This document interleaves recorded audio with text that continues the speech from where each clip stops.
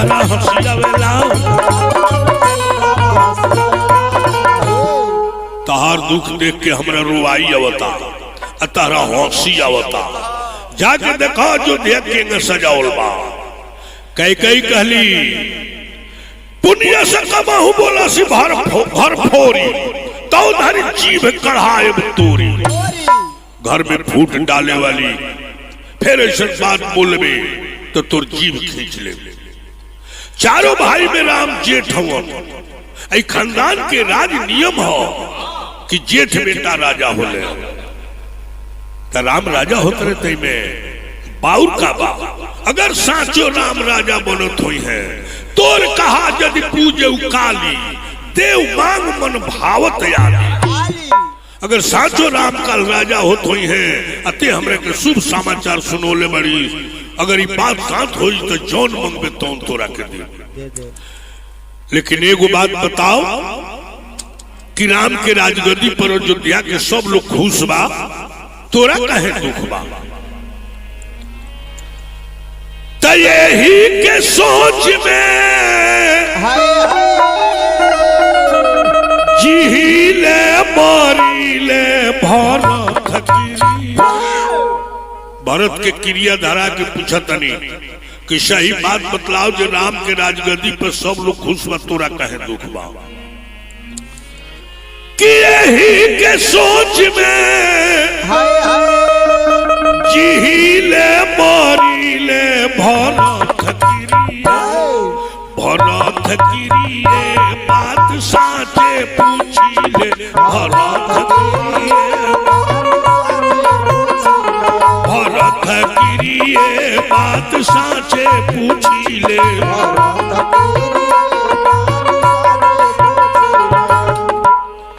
सब माई के बराबर जाने ले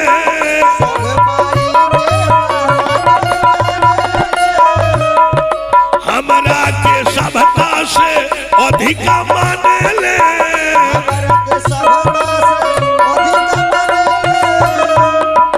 जे करती लोग सुनी सब है बड़े सुखी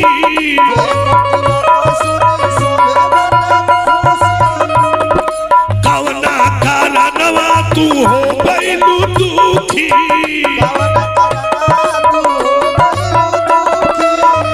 यही के सोच में मरी ले जीले भरत गिरिए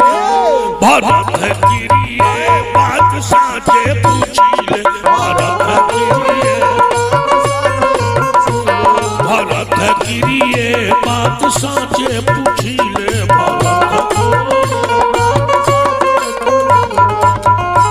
भरत के क्रिया धरा के पूछतनी कि सही सही बताओ सबका राम के राजगद्दी पर खुशी बा तोरा कहे दुख बा राम सबका ले ज्यादा हमरा के माने ले जो भी जन्म दे ही करी छोहू तो देहु राम सिय पूत पतोहू अगर ब्रह्मा जी धरती पर जन्म देश तो राम जी ऐसा बेटा देश और सीता ऐसा पतोह देश वैसा बेटा के राजगद्दी होता तो तोरा दुख कहे बा कुबरी औरी रोवे लागल कहलस कि ये कही तो बेरी आए रानी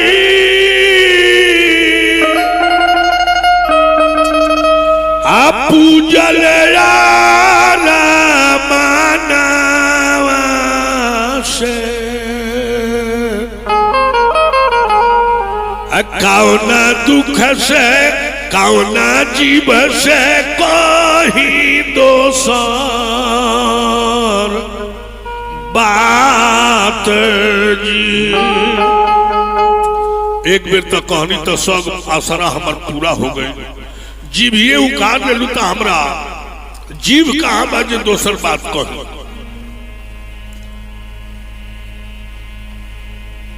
हमहू कहबिए रानी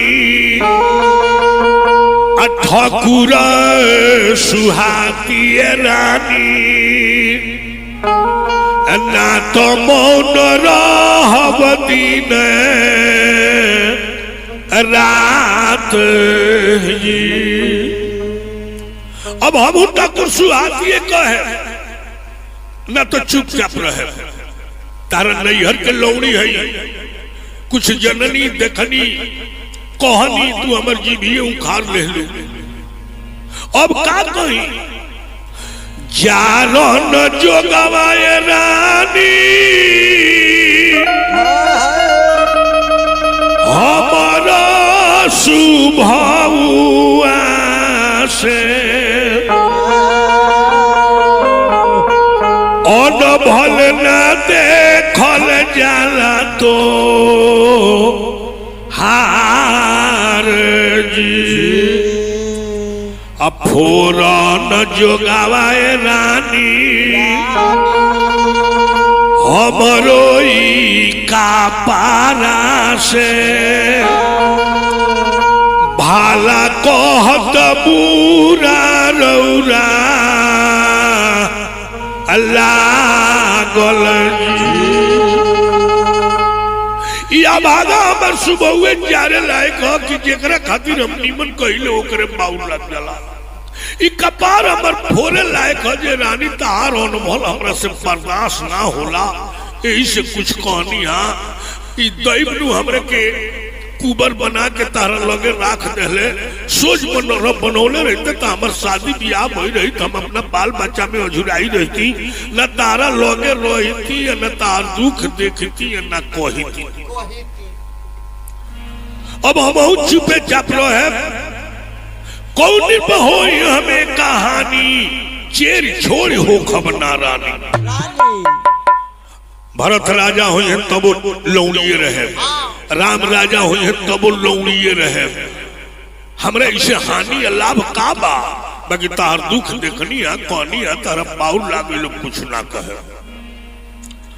देवता लोग के माया रहल रानी के बुद्धि हेरा गईली। अहो नहार बस रानी भैली आपन जान पतिया गईली। रानी के मन में भइल की हमरा नैहर के लौड़ी हो, एकरा ले बढ़ के हमार आपन दोसर के होने के जरूर कुछ जानतिया।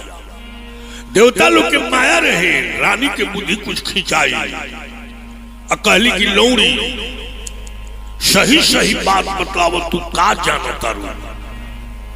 कहलस लौड़ी क्या कहलस कि का पूछहु तुम हाय हाय हाय का पूछहु मैं कहत डेराऊं अधरे मोर घर फोरी ना।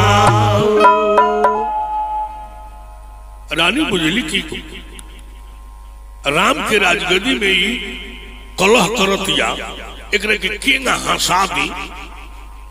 कहली कि लौड़ी काने खोरे कुबरे कुटिल कुचाली जान तिय विशेष नारी कहो भरत मात मुस्कान। कान लौंगड़ा कुबर जौन टोला में रहस टोला के अस्थिर ना हो रहे दे और में मेहरारू होखे तो और जुलुम कर दे। वह हाल तोर बा ते सही सही बतावत कहे नहीं जे का जानता रही। कहलस कि का बताई पहिले वहिले हम हर कैनी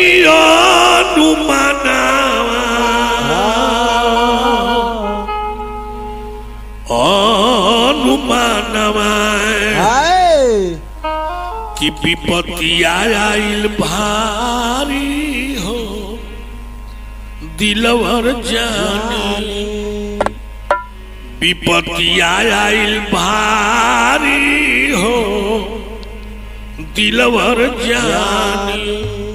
लौड़ी के बुझाई की चरण दाव हमर लागल बा ऐसे कहतिया कि अब विपत आवे वाला बा, भारी विपत आवे वाला बा। अब वो हीरे विपत्तिया में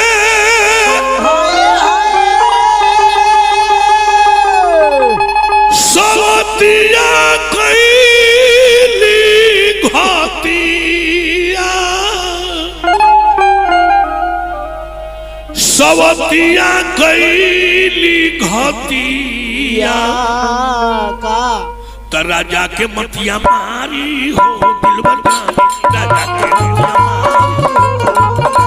राजा के मतिया मारी हो दिलबर जानी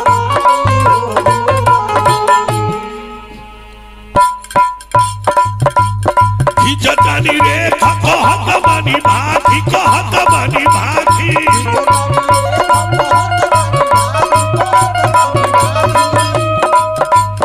हो जाए बुरानी तू तो दूधावा के माछी हो जाए बुरानी तू तो दूधावा के माछी होई है बरियारी हो दिलबर जानी होई है बरियारी हो दिलबर जानी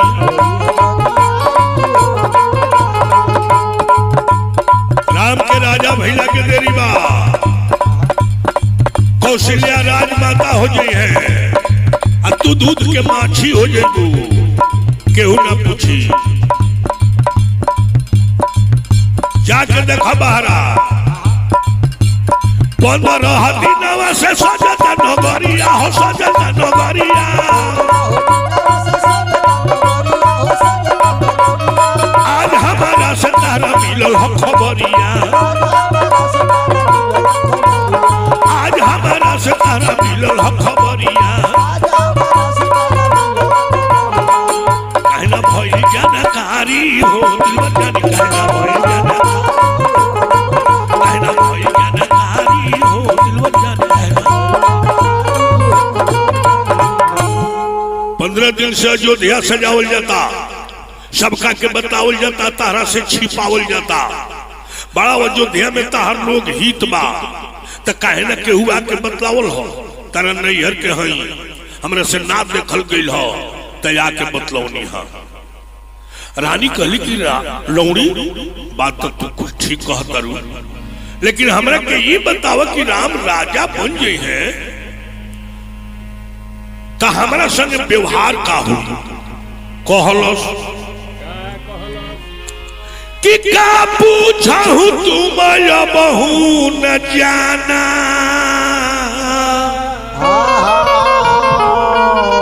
निज ही तय नहीं तो पशु पहचान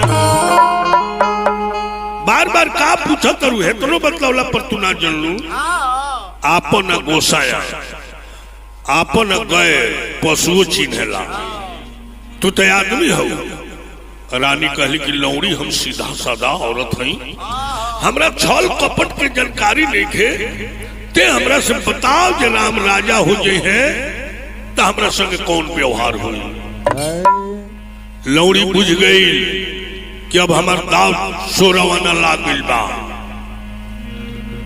कहलस के रानी कहतारू कि राम हमरा के बड़ी माने ले उस समय बीत गई उस समय बीत जाई अब उमड़ल बा दुखवा के बदरिया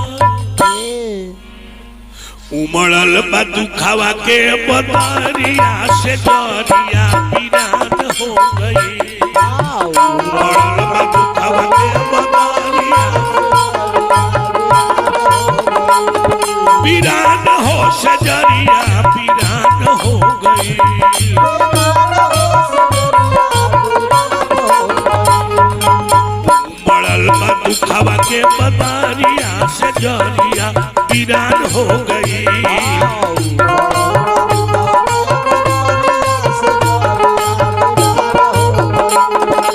जाने लू जे राजा जी बड़ो हमारा पोस में हरे कपड़ा भरल बा राजा के नोस नोस में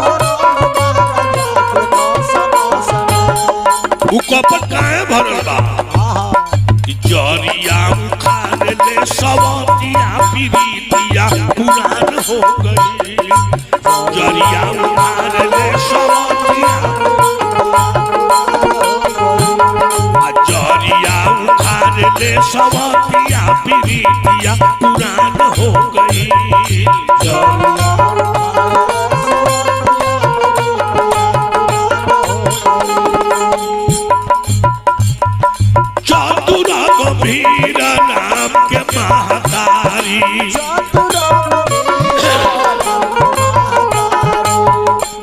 विजय पाई अपन कामवा सवारी विजय पाई अपन कामवा सवारी राजा जी पमरली मंतरिया महुरिया के मान हो गई राजा जी पमरली मंतरिया अरे राजा जी पमरली मंतरिया महुरिया के मान हो गई राजा जी पमरली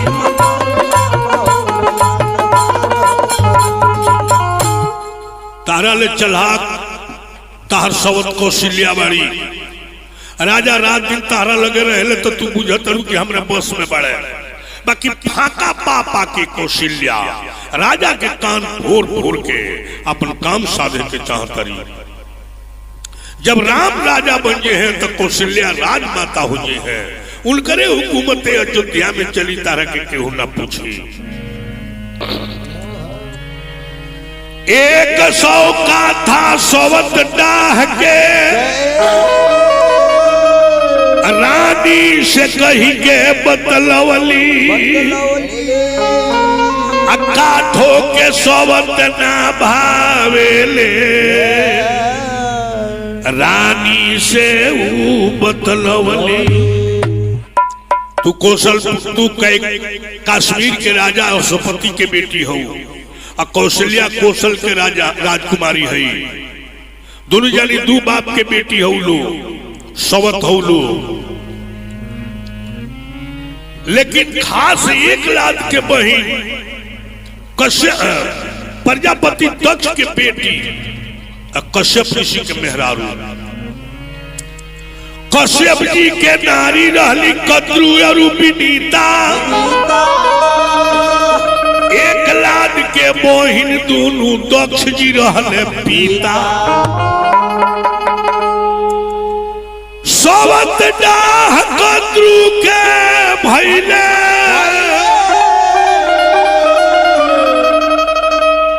करके कपट हरा दिहली एक लाद के बहिन के कदरू यापन लौड़ी बना लिया कपड़ा भिजवावे बर्तन मलवावे आपन देह दबावेली गंगा स्नान करेला कदरू विनीता के कांधा पर आवेली एक लाख के बहन रहे लोग सवत दाह से कदरू अपना बहन की लौड़ी बना ले ली हरा के उनका से बर्तन मलवावस खाना बनवावस कपड़ा फुचवावस देह दबवावस गंगा जी स्नान करे जास तो कद्रू विनीता के कान्हा पर चढ़ के जास जितना कद्रू विनीता के गजन कैली राम के राजगद्दी बनला के बाद कौशल्या उतने गजन तारा के करी भरत जी बोली है तो जेल में बंद हुई है और लक्ष्मण और भरत राम के सहयोगी बन के रहे हैं भैया ब्रह्मा जी भाग विधाता हवन वो कबो चुक के अभागा के सुभागा लिख दिले सोना चांदी चिन्हे वाला जौहरी वो कहियो ठगा जाला बाण चलावे वाला निशानी के भी बाण कहियो चुक जाला एह दाढ़ी पर से वो दाढ़ी पर कूदे वाला बंदर भी कहियो चुक जाला घोड़ा पर चढ़े वाला काबिज घोड़वैया भी कहियो घोड़ा पर से चुक के गिर जाला लेकिन एक बात ध्रुव मानव की कुचुरा कबो न चुके ना जी केनियो से न केनियो से पोत के छोड़ी पोत दाव के लगा छोड़ी साधु बाबा का ना छोड़ेला कुंवरी के बात रानी के हृदय में बड़ी चोट कैलस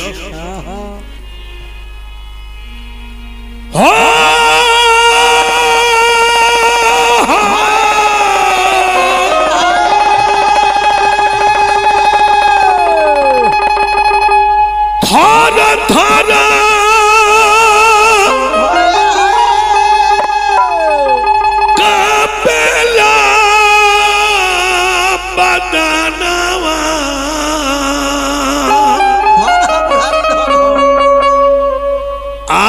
आतना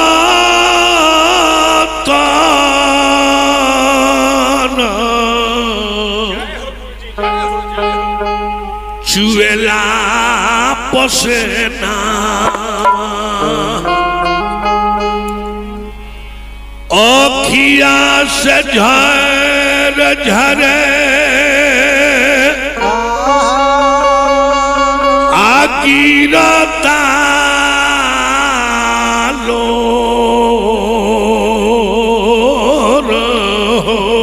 बचनिया अरनिया बो लेली बचनिया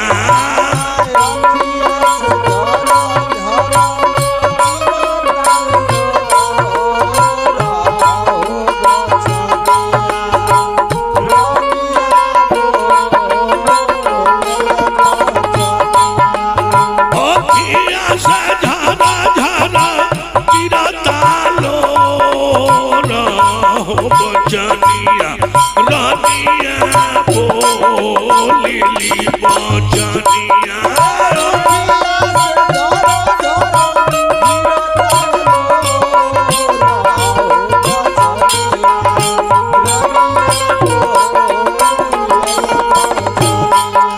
साचे तोरी बतिया लौड़ी फरक लाया हमारी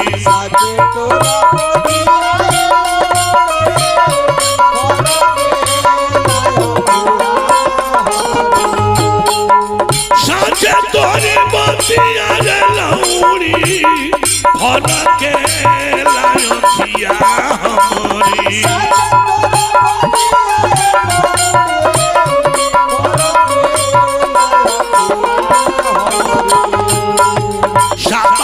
सुनीले बड़ा खारा बहु सवतिया अतिया लगावेले सवतिया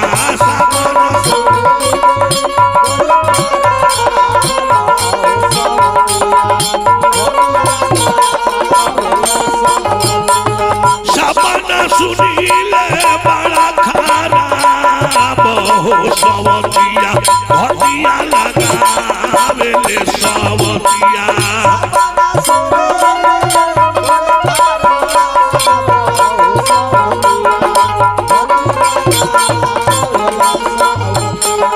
केहू के न कुछाऊ बिगड़नी दैवा काहे ऐसा तू भदिहानी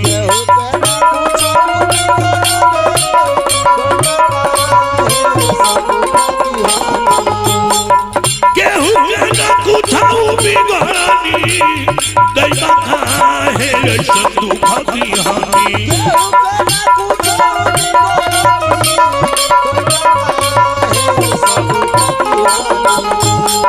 बिनावा बिताई बिनोई हर जाई हो नगत हमना से बसवत के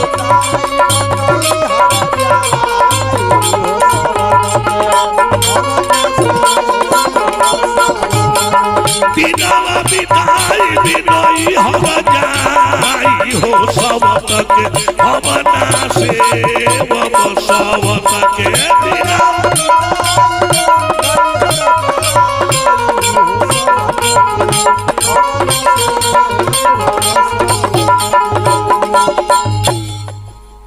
रानी कहली कि लौड़ी तुर बात सही बा।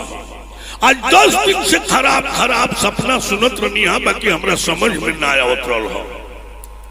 औरत के स्वाभाविक गुण हो कि जब कोनो कुआ हो जाए गांव में तो उनका 10 दिन पहले के सपना याद पड़े लगी। रानी के सपना याद पड़े लागल। आज 10 दिन से खराब खराब सपना सुनत रही समझ में ना आवत रहल जे कौन विपत आवे वाला बा। ये हमार सवत हमरा पर विपत छोड़ले पिया तबे सपनवा सुनत रही हमार आंख फरकत रहल हो।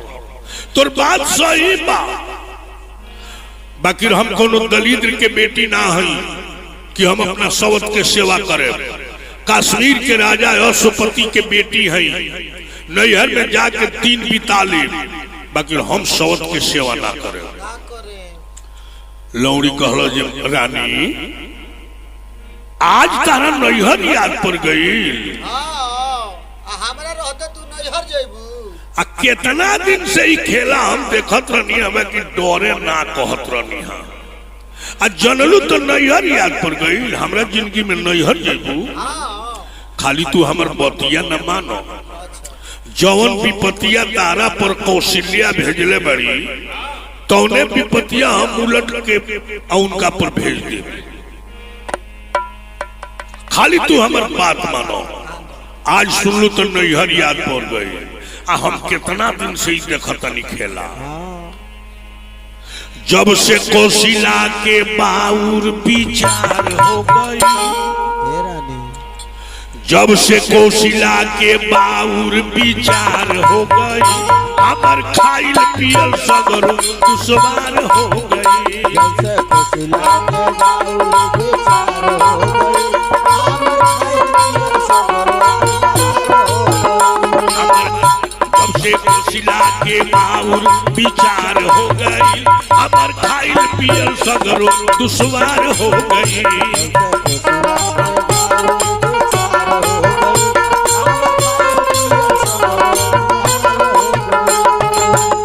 रानी कहली कि लौड़ी पूतपति त्यागब कहल तहर कर,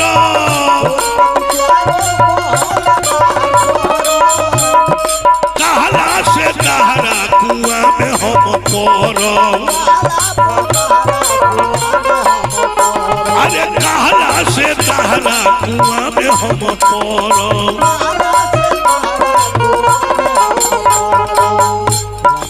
तू कहत हम अपना पति के त्याग दी, तू कहत अपना बेटा के त्याग दी, तू कहत हम कुआं में कूद जाई। काहे? हमरा तहरा पर पूरा इतबार हो गई, साँच मानो जिंदगिया तोहार हो गई।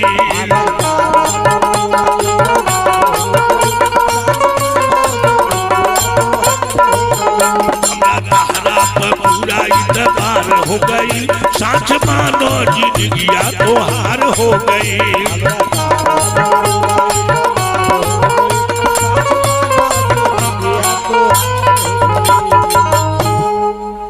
हमार जिंदगी अब तारे हाथ में बा, तारा पर हमरा पूरा इतबार बा, जौन कहत हम करी। लौड़ी कहल जे करे के यह बा कि कौशल्या बेचैन बाड़ी राजमाता बने के, तू राजमाता बनो, अब भरत अयोध्या के राजा बनो। आ जौन विपत तारा पर आवे लड़ल हो, तौने विपत कौशल्या पर आई, राम वन में जइहे। कई सुनली तो कहली कि बड़ा कठिन काम बा लौड़ी।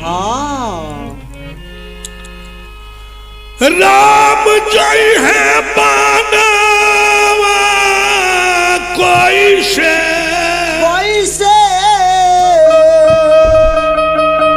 अरे माने नहीं मानवा,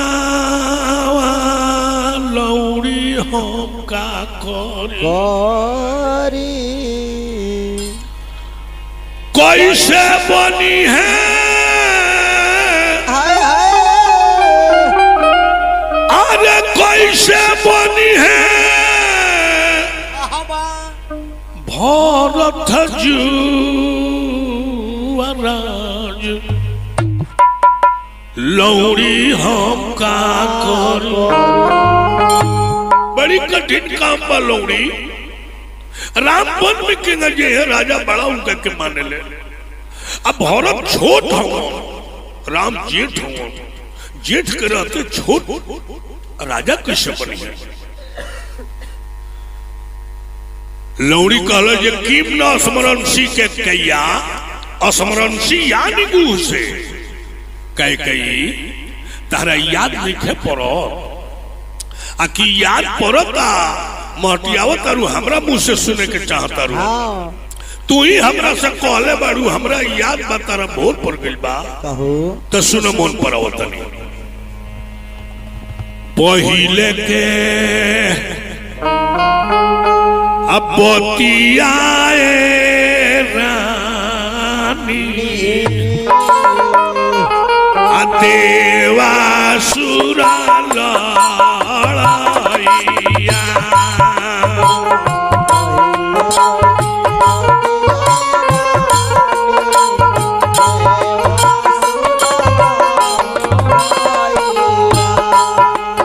राजा गइल रहल रानी लड़े खातिर लड़ाइया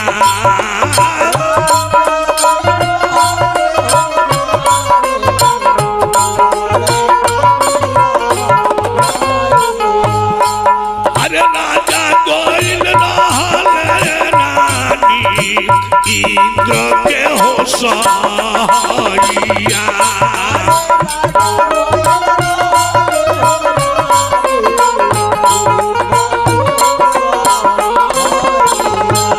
सागावा में गइलू रानी देखे खातिर लड़ाइया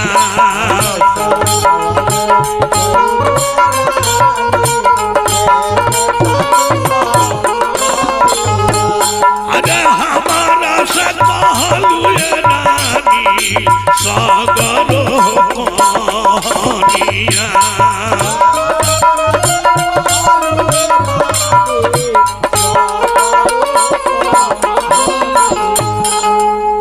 ऐ रानी देवासुर संग्राम होते रहे।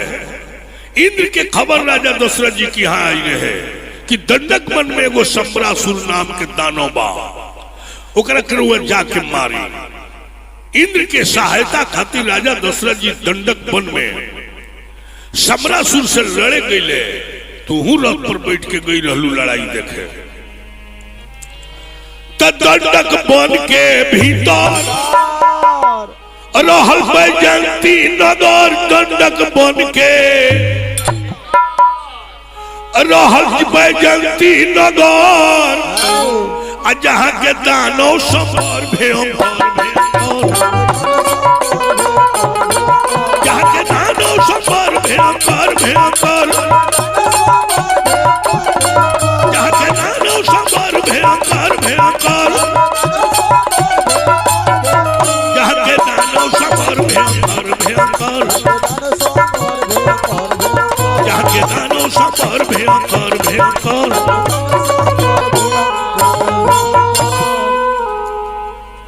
दानव मरले बहुते सौर, राजा के सारथी गईले मोर।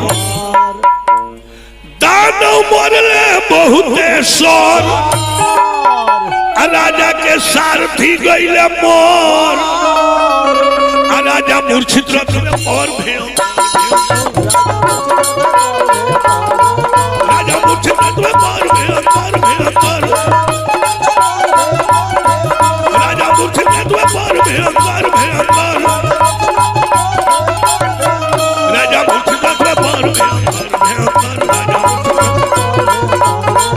राजा मूर्छित रथ में और भयंकर भयंकर।